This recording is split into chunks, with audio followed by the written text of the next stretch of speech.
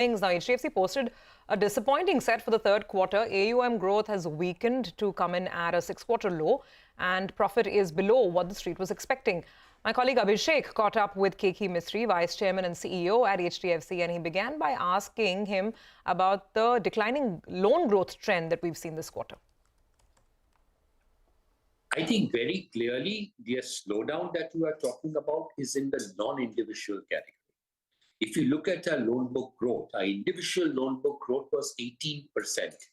And historically, if you look at the last 6 or 8 quarters, this is the second largest growth rate we've ever had. September was the highest growth rate, which was 20%, and this time it is 18.4% or so. Now, part of the reason is that the period April, May, June was in the previous year was a period which was affected by the second wave of COVID. And therefore, when we were comparing the first and second quarter with last year, we were comparing it with a very weak previous year because of the COVID impact. That gets neutralized over a period of time. So third quarter is actual growth what we are seeing, and the growth is healthy. It continues to be healthy at about 18.3, 18.4%. What you are referring to my mind, is the overall loan book growth, which is arising out of the reduction in the non-individual loans. Now, non-individual loans have shown a decline. There are two reasons for that. One reason is that construction finance loans, where there is a reasonably good pipeline, construction finance loans do not get disbursed the moment they are approved. Unlike, let's say, a corporate loan or a lease rental discounting loan. A construction finance loan is linked to the stage of construction. So as the developer constructs, as he builds, he needs money and we disburse money. So it's linked to construction. And construction takes a 4 to 5 year time frame before it gets completed. Now, the period from 2017 to 20 was a period of slow growth in the real estate sector, and loans given and projects launched at that time would be typically projects for which you'd be disbursing today.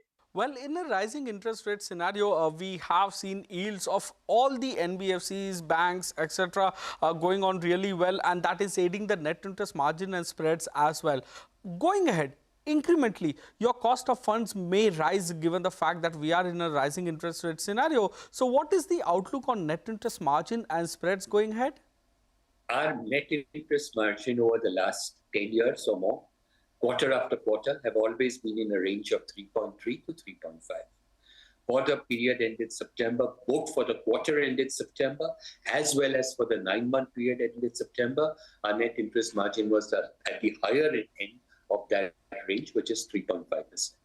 Interest rates go up. Immediately after, when interest rates go up, the lending rates also go up. So they are completely matched. But what happens is when we increase the lending rates, particularly to individual customers, our agreement with the customers over the years has been that the rate increase comes once in 3 months. So 3 months from the date you've taken the loan, every 3 months from the date you've taken the loan amount, the interest rate gets repriced. And therefore, any increase or decrease in interest rates comes over a period of 3 months. So this gets neutralized. So as long as rates sort of stabilize, the cost of funding should also stabilize. And the lending rates will actually start going up. So theoretically, if there is no increase in lending rates in this quarter, then lending rates the effect of the higher increase in the rates will get affected in this quarter, whereas costs would remain broadly the same.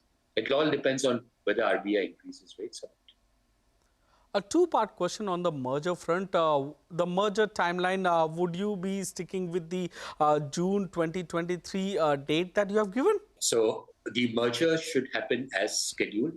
June or July would typically be the time when the merger gets completed in all possible respects. There is the NCLT approval or the NCLT hearing, which is going to take place today, which is 3rd of February. And once the NCLT hearing is completed, then we still have to go through certain processes. We've asked for forbearance from RBI. We still haven't heard from them. But all these things will fall into place over the next 2 or 3 months. So June, July, pretty much on track.